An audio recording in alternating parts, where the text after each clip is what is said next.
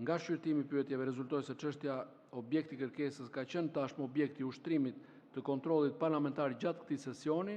nëpërmjet interpelancës së kërkuar nga njëti deputet dhe të zhvilluar në seancë plenare datës 16 prill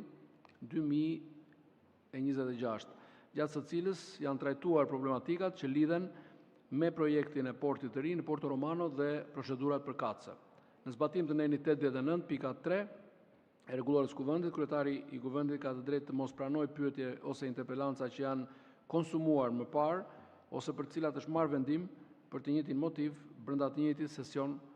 parlamentar. Përjedhoi në mbështetje të neni 89.3 rregullores kuvendit, kërkesa për zhvillimin e kësaj seance pyetjesh nuk u pranua. Pika e dytë, kërkesë për zhvillimin e një seance pyetjesh lidhur me funksionimin e aeroportit ndërkombëtar të Vlorës. Nga shqyrtimi i pyetjeve dhe informacionit përcjell nga Ministria e Infrastrukturës dhe Energjisë, rezultoi se problematika e lidhur me funksionimin e aeroportit ndërkombëtar të Vlorës buron nga mosmarrëveshje me natyrë tregtare dhe civile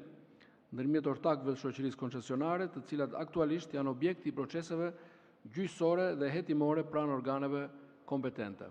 Sipas informacionit të Ministrisë, çështjet që lidhen me ecurinë e operimit të aeroportit janë të ndërvarura nga përfundimi i këtyre proceseve, ndërsa trajtimi publik i tyre, përfshirë dhe në kuadër të instrumenteve të kontrollit parlamentar, mund të ndikojë në zhvillimin normal të procedimeve gjyqësore dhe hetimore në vijim.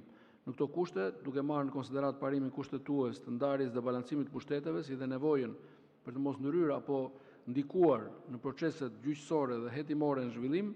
u vlerësua se nuk plotësoheshin kushtet për zhvillimin e seancës së pyetjeve, përsa çështjet që përbëjnë objektin e saj janë në shqyrtim nga organet kompetente.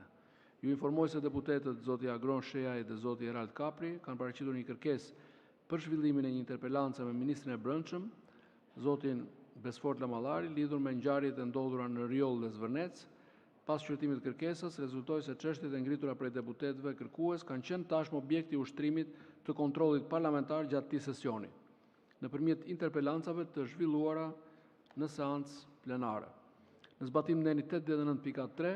të rregullores kuvendit, kryetari i kuvendit ka të drejtë të mos pranojë pyetje ose interpelanca që janë konsumuar më parë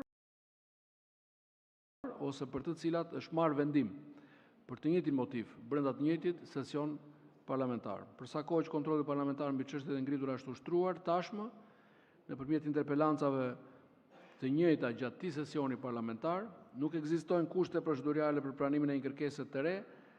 që mbështetet në të njëjtin objekt. Për këtë arsye, në mbështetje në 89.3 rregullores kuvendit, kërkesa për zhvillimin e interpelancës nuk është pranuar. Në përputhje